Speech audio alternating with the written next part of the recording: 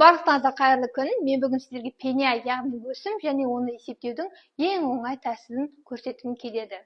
Негізі пеня дегеніміз ол белгілі бір төлемді төлемеген кезде сіздерге оның үстіне қосылып төленетін төлемді айтамыз. Негізі пеняны төлеудің өзінің формасы бар. Ол форманы сіздер kgd.gov.kz сайтынан таба аласыздар. Ол форма сіздерге былай берілген.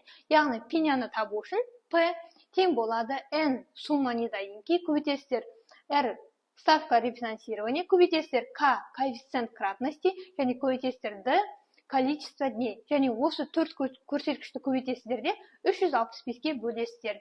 Сонда сіздерде пеняның суммасы шығатын болады. Ал енді бұл формула негізі жаттауға сәл күрделірек, және сіздерге тез уақыт ішінде осын санап бер десе, сіздер бұны ұмытып қалуларыңыз мүмкін, немесе сіздерде сайт істемей қалуы мүмкін. Сондықтан мен сіздерге жеңіл болу үшін бір оңай формуласын көрсеткім келеді. Оны мен өзімнің зерттеулерім бойынша жасаған болатынмын. Ол бойынша негізі пеня бізде бір күнде 0,055%-ға көбейеді екен. Яғни сіз бір төлемді төлемедіңіз, ол төлемді барасыздар, сіздер 0,055%-ға көбейтесіз. Сонда сізде пеняның суммасы шығатын болады.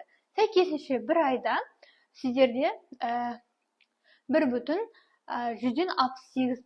жүреді үстінен, ал бір жылда сіздер 20,8% жүретін болады. Енді сіздерге жақсырақ түсінікті болу үшін мен мысал көрсеткенді ұнатамын. Сондықтан қазір сіздерге бір мысал көрсетейін. Бұл бойынша мысалы бізде ИП білесіздер ай сайын 4 төлем төлеп отырады. Соның бірі ОПВ, яғни обязательный пенсионный взносы. 2024 жылы бізде ОПВ 8500 теңгені құрайды. Енді сізде январь, яғни қаңтар айы үшін обязательный пенсионный взносы 25 ақпанға дейін төлеу керек болатынсыздар.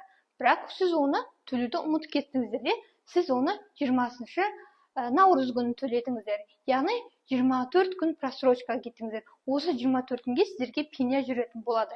Енді оны есептеу үшін бағанағы ставкамыз, пайызымыз 0,055-ті көбейтеміз 24-ке. Сонда сіздерде үстінен жүретін пеняның суммасы 1,132%-ді құрайды. Яғни осы төлеу керек сумма, яғни 8500 теңгені көбейтесіздер 1,132%-ға, сонда сіздерде 112 теңге шығатын болады. Дәл осылай сіздер қолдарыңызға қазір калькуляторды алып, кез келген мерзімдегі пеняны есептеп алыңыздар. Сонымен қоса, мына жерде бір ескеретін жағдай. Бұл негізі көп көрсеткіштерге, ИП төлейтін көрсеткіштерге осылай есептелінеді.